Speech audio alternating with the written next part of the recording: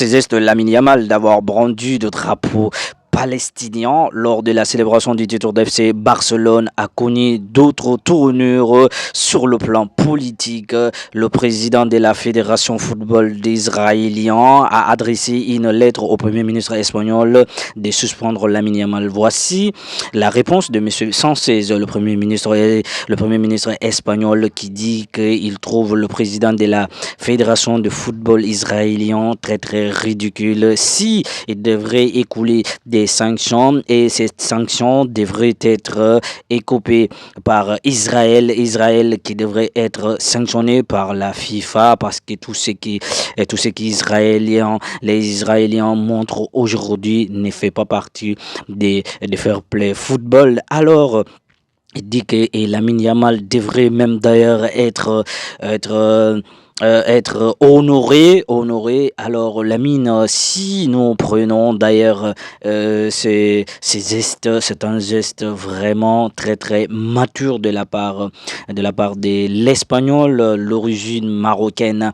Alors avant lui, il y a eu quand même beaucoup de joueurs stars qui sont émergés dans le monde du foot. Aucun n'a osé faire et ce qu'il a fait, le geste noble en tant que musulman, mais en tant que l'être humain, et qui soutient des Palestiniens qui sont en train d'être massacrés de l'autre côté. Et Lamine Yamal a pris leur défense aujourd'hui et qui est en train de le faire d'une façon légale, mais également devant la masse publique et devant la marée humaine, depuis sous le toit du bus du FC Barcelone. Et là, franchement, il a laissé le monde entier ébahi, et surtout avec la bouche bée, et tout le monde reste à fond face à ces gestes nobles du jeune gamin de 18 ans du FC Barcelone aujourd'hui, qui ne cesse quand même de nous étonner, et par ces nobles gestes. Il a fait tout récemment, et quand l'Égypte a joué contre